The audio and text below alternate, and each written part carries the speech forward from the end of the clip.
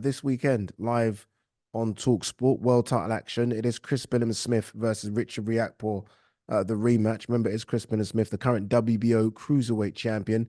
The first fight, sorry, was in 2019. Richard Riakporhe winning that by split decision. Both fighters have certainly improved since then. Interesting fight, this one, Gareth. It's weird. Everyone I speak to, everyone, by the way, I asked 20 people, 20 say Richard Riakporhe wins.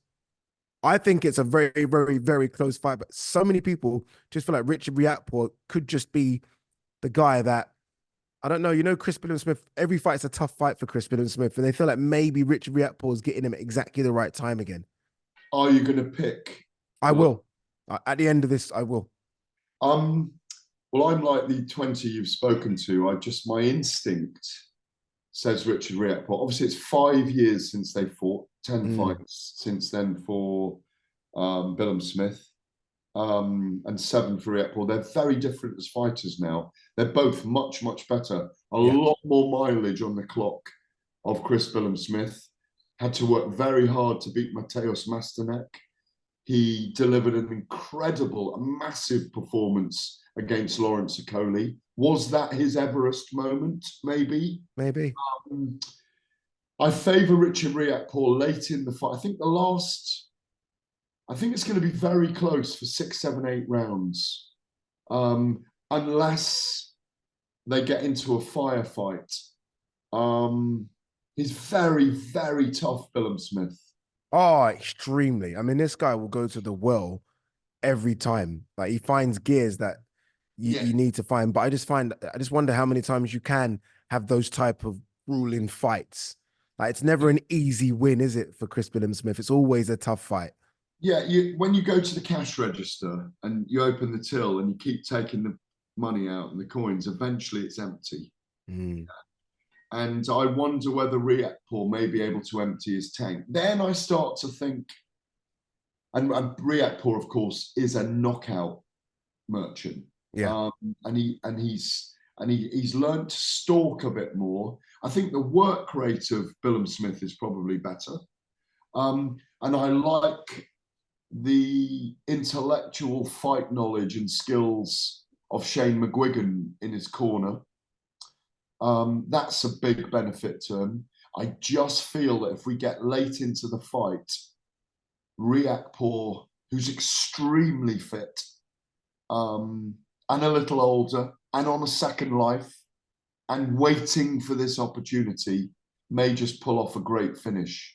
My only fear with that for Riakporhe, and I agree with most of that, is he doesn't do the rounds. That's not his fault. No, he could get outworked. He could get outworked. You're right. Yeah, it doesn't do the rounds. And I mean, just in terms of the rounds, because he knocks people out so quick.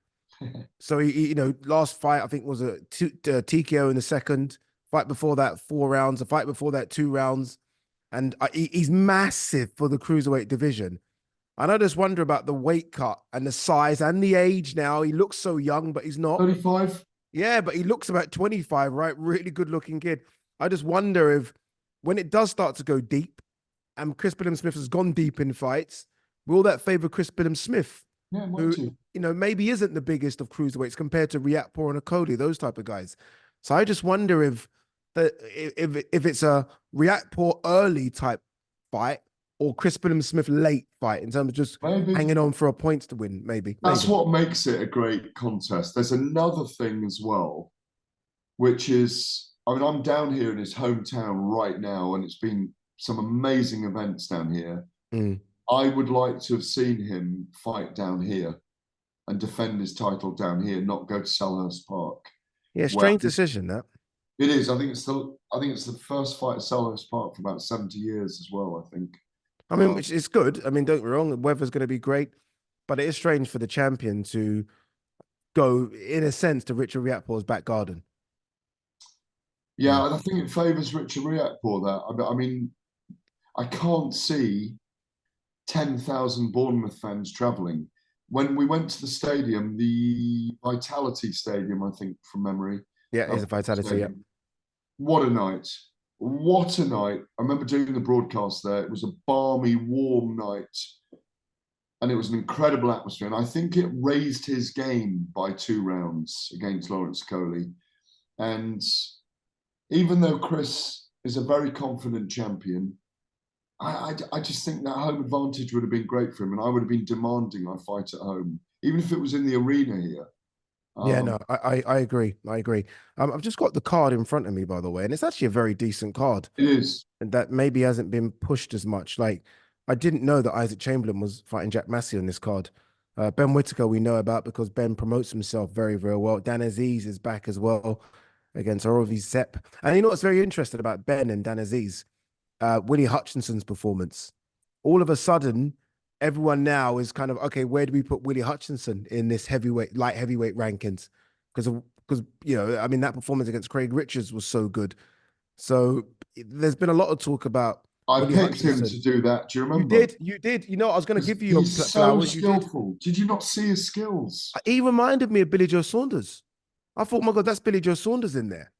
Like, honestly, and then I was next to Ben Davison. And I was like, Ben, he reminds me of Billy Joe. And Ben was like, yeah, they've been sparring a lot. I was like, I see it now. Do I you see it. understand now why Frank is trying to push him in against Joshua Buatsi? Yes, I do. He I may do. not beat him, but he's got the ability to win that fight and project himself and propel himself, to use that expression again, right up there into the heart of the titles, and maybe fight a Bivol Beterbiev winner. That's what's happening in the world right now. You know what? Hey, go for it. Go for it. Where there are opportunities, we saw I can't remember his name now. The guy that fought Bivol, Manik. My brain's gone. Zinad. Zinad, and look at him. Didn't win, but then Turkey said, "Okay, you know what? You performed well. You're back on a card in October or December." So you know these fighters should be taking these opportunities.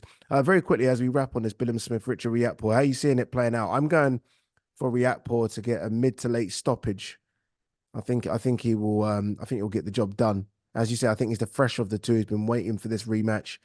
I think he gets the job done, and then potentially, who knows, a bridgerweight fight against Lawrence Okoli. But how are you seeing it? Lawrence Okoli wants Dillian White at heavyweight, and he wants Jai Opetaia at Bridger, by the way. He told me that in Riyadh. Oh, Because Lawrence was out there. You probably bumped into him, yeah? I did, yeah. I'm going Richard Riakporhe, stoppage, rounds 8, 9, or 10. Interesting. Really looking forward, by the way, as I said, to see Ben Whittaker in action. He's fighting as Ezra Arenyeka, who called him out at the press Called him conference. out, yeah. By the way, I'm going to be. Are you there? I'm actually presenting an event in Indigo on Saturday night, so I'll be across it spiritually. Wow, you're not. So that's a surprise. I thought you'd be there for talkSPORT. I wanted to be, but I was already booked up.